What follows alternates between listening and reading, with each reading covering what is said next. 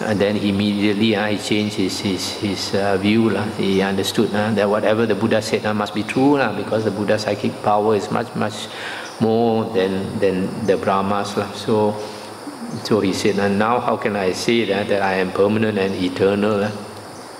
Actually, they know, these devas, they know exactly what the Buddha is teaching.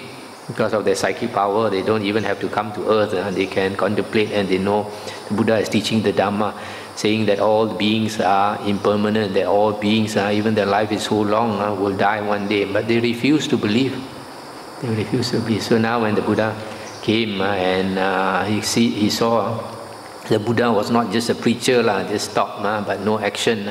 Now he saw the Buddha was superior to him in every way. Then only he believed that one day he has to die.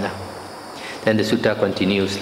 Then that Brahma addressed one member of his assembly thus: "Come now, dear sir, approach the Venerable Mahamoggallana and say to him, Sir Moggallana, are there any other disciples of the Blessed One that are as powerful and mighty as Masters Moggallana, Kassapa, Kapina, and Anuruddha?" "Yes, dear sir," that member of the Brahma assemblies replied.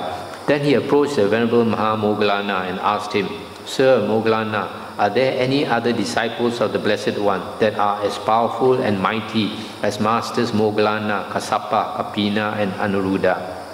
Then the Venerable Mahamoggallana addressed that member of Brahma's assembly in verse: "Many are the disciples of the Buddha who are arahants with asavas destroyed, triple knowledge bearers with spiritual powers or psychic powers, skilled in the cause of others' minds." That means can read others' minds.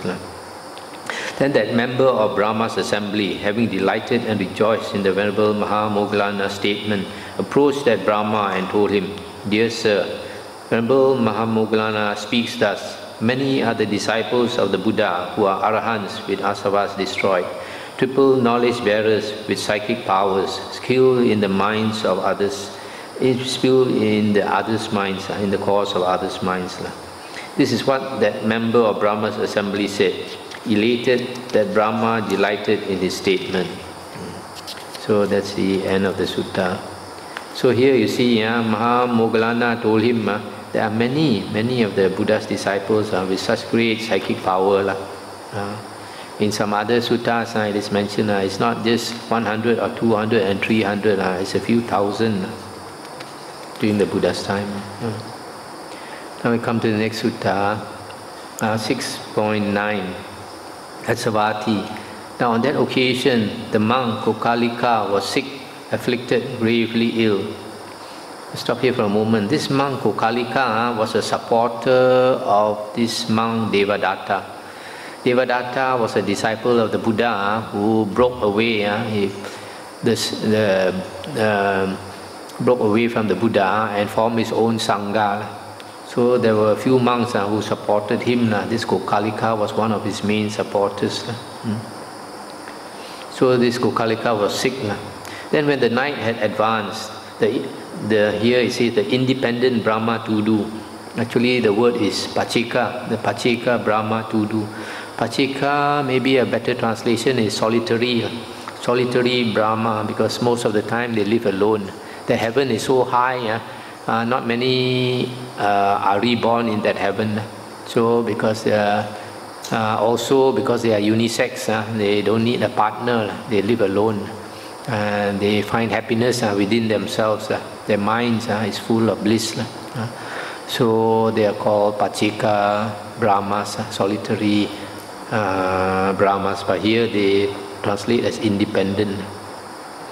Independent Brahma Tudu of stunning beauty, illuminating the entire Jeta's grove, approached the monk Kokalika. Having approached, he stood in the air and said to the monk Kokalika, "Place confidence in Sariputta and Moggallana, Kokalika. Sariputta and Moggallana are well behaved." Stop here for a moment. Why does he come and tell this monk Kokalika to have trust, to have confidence in Sariputta and Moggallana? Because this Kokalika was a follower of Devadatta, and when Devadatta broke away from the Buddha, then this Sariputta and Moggallana went around telling people this Devadatta is no more a disciple of the Buddha. Whatever he says has nothing to do with the Buddha. He does not belong to the Buddha's Sangha and all that. So in effect, they were talking bad about this Sariputta, and Moggallana was talking bad about Devadatta and his camp. So this Devadatta and his followers had a lot of hatred towards Sariputta and Moggallana. So this Kokalika was one of those who had a lot of hatred and talked bad about Sariputta and Moggallana. So this Brahma came to warn him. Why did the Brahma bother to come and warn him? Maybe they were friends before. Our former friendship come to warn him. And Kokalika asked him, "Who are you, friend?" And he said, "I am the Pachika Brahma Tudu." And then Kokalika said, "Didn't the Blessed One declare you to be a non-returner, Anagamin? Then why have you come back here? See how far you have transgressed." So here stop for a moment. So here this Kokalika is saying, the Buddha said you are a non-returner, that you won't come back to the human world. Why you come back now to the human world? He's saying, he's trying to tell him, you say I'm at fault criticizing Sariputta and Moggallana. You have more fault than me. You are supposed to be in that heaven and you come back to the human world. Something like that. Then the Brahma Tudu said, when a person has taken birth, an axe is born inside his mouth, with which the fool cuts himself, uttering defamatory speech. He who praises one deserving praise, he who praises one deserving blame, or blames one deserving praise, casts with his mouth an unlucky throw by which he finds no happiness. Trifling is the unlucky throw that brings the loss of wealth at dice, the loss of all, oneself included. Worse by far, this unlucky throw of harboring hatred against the fortunate ones.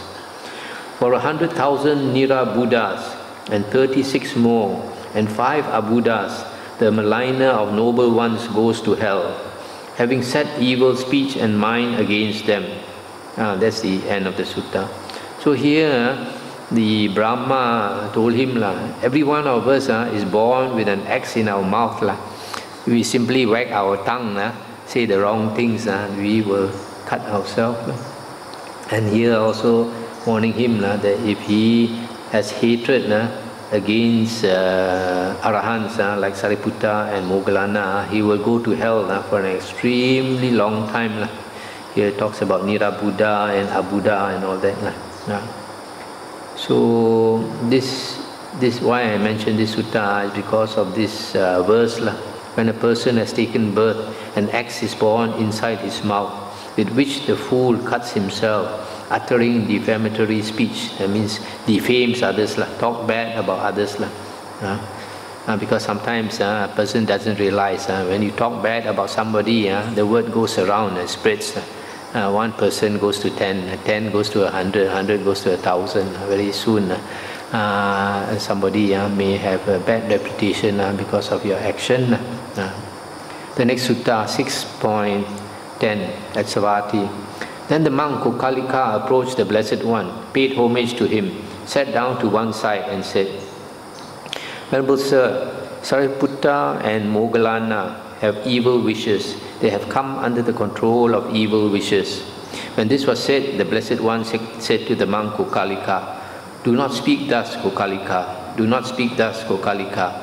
Place confidence in Sariputta and Moggallana, Kokalika. Sariputta and Moggallana are well behaved.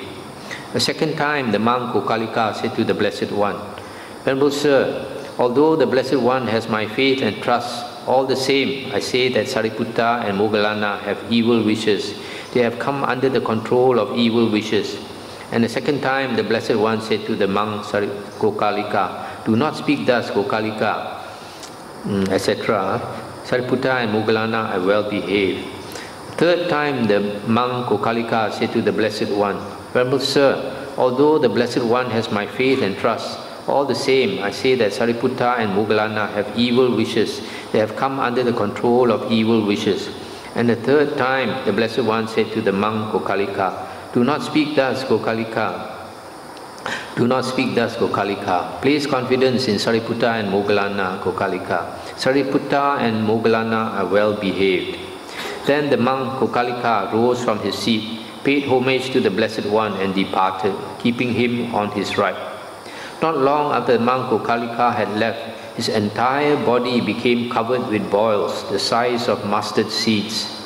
These then grew to the size of mung seeds, then to the size of chickpeas, then to the size of jujube stones, then to the size of jujube fruits, then to the size of myrobalans, then to the size of unripe beluva fruits, then to the size of ripe beluva fruits. When they had grown to the size of ripe beluva fruits, they burst open, exuding pus and blood. Then on account of that illness, the monk Kokalika died. And because he had harbored animosity towards Sariputta and Moggallana, after his death, he was reborn in the Paduma hell. Then when the night had advanced, Brahma Sahampati, of stunning beauty, illuminating the entire Jeta's grove, approached the Blessed One, paid homage to him, stood to one side, and said to him, "Venerable Sir, the monk Kokalika has died, and because he harbored animosity towards Sariputta and Moggallana, after his death he has been reborn in the Paduma hell." This is what Brahma Sahampati said. Having said this, he paid homage to the Blessed One, and keeping him on his right, he disappeared right there. Then when the night had passed, the Blessed One addressed the monks thus: "Monks, last night, when the night had advanced, Brahma Sahampati approached me and said to me, 'Venerable Sir, the monk Kokalika has died, and because he harbored animosity towards Sariputta and Moggallana, after his death he has been reborn in the Paduma hell.' Having said this, he paid homage to me, and keeping me on his right, he disappeared right there. When this was said, a certain monk said to the Blessed One, 'Venerable Sir, how long is the lifespan in the Paduma hell?' And the Buddha said, 'The lifespan in the Paduma hell is long, monk. It is not easy to count it and say it is so many years, or so many hundreds of years, or so many thousands of years, or so many hundreds of thousands of years.' And the monk said, 'Then is it possible to give a simile, Venerable Sir?'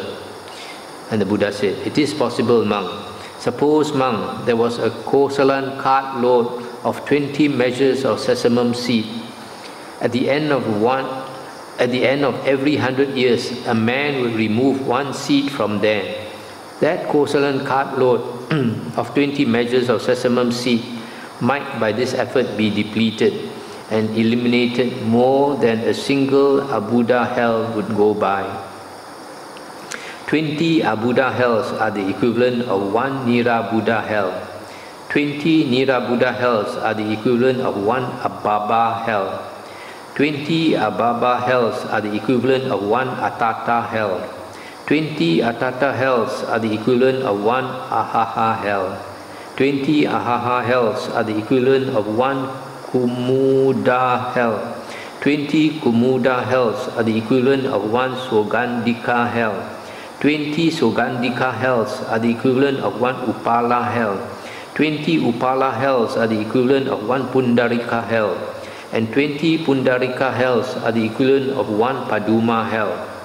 Now, monk, the monk Kokalika has been reborn in the Paduma hell because he harbored animosity towards Sariputta and Moggallana." This is what the Blessed One said. Having said this, the Fortunate One, the teacher, said this: "When a person has taken birth, an axe is born inside his mouth, with which the fool cuts himself, uttering defamatory speech. He who praises one deserving blame, or blames one deserving praise, casts with his mouth an unlucky throw by which he finds no happiness. Trifling is the unlucky throw that brings the loss of wealth at dice, the loss of all, including oneself. Worse by far the unlucky throw of harboring hatred towards the Fortunate Ones. For 100,000 Nira Buddhas and 36 more, and 5 Abuddhas, the maligner of noble ones goes to hell, having set evil speech and mind against them.